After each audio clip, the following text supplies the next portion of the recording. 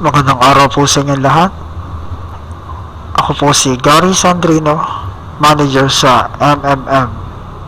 Sa pagkakataon pong ito ay ituturo ko naman po sa inyo kung paano tayo mag-get help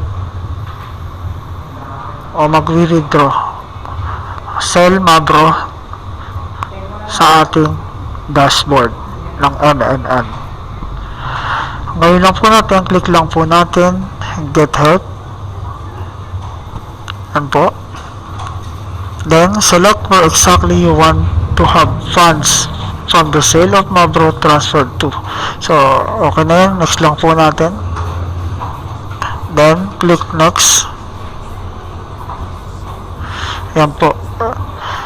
Ito po yung makikita natin. So, we sell Mabro. Kung tayo po yung mag-withdraw, tayo po ay mag-sell Mabro. Yung ginawa natin na nakaraan, tayo nag-provide help, nag-buy tayo, bumili tayo ng Mabro. Na yun ang nagkaroon ng 30% per month. Kaya kung mapapansin nyo po sa aking dashboard, 5825, 5,825. Nag-umpisa lang po ako ng nakaraang buwan. Isang buwan lang po yan. From 2,600 ay ngayon po ay umabot na siya ng 5,800. So ngayon naman natin, i-click lang natin yung sell Mabro.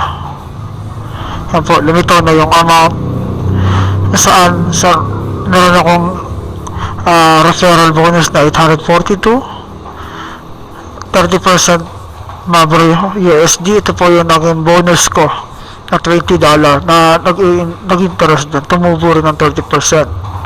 At ito yung pinasok kong pera na nakaraan yan, 2,600.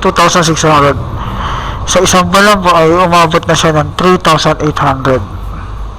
Ganyan po kaganda yung MMM. So nag-total siya ng 5,800.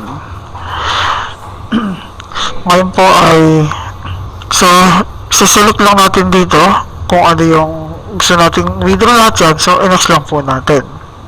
Pero kung gusto pa nating may maiwan sa ating dashboard, may matira siya yung kahit pa paano, kung magkano gusto nating itira, so kayo po ang magdidesisyon.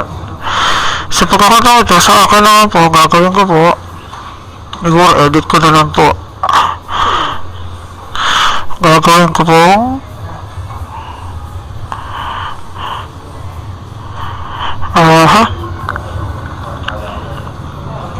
ngayon ko po, ang withdrawin ko po ay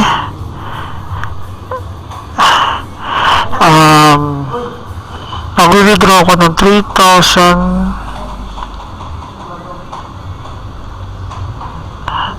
So 3,700. Ayan po. So 3,700. So nag-total siya ng 4,600. So kung okay na po sa inyo yan, so gawin na po natin, i-click na po natin yung next. Ayan, confirm contents of your request for sale of Mabro to account. So i-check na po yan kung tama. Bank name, Bitcoin, name of the bank branch. So ito yung account number ko. Okay, tama siya. My name, and yung 4,600, so remains 100 pesos. So sa akin, okay na po yan. Next ko po. Your request was added. Please wait to process. Okay. Ayan po. Ayan po ang aking request to get help. Ayan po yung lumitaw. So ito po, wait ko lang kung ano yung sino yung ibabato sa akin ng system na mga participant, mga member ng MMM na magpo-provide ng help. Ayun po.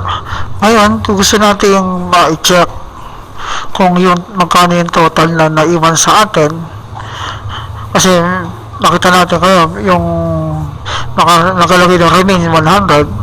So, dito mo natin talaga makikita yung ating total amount na naiwan sa ating account. So, available for withdraw. Click lang po natin yan. So, ito pa po yung natira sa akin. Available for withdrawal, 1,125. Yan po. Tapos pwede na po ulit akong bumalik.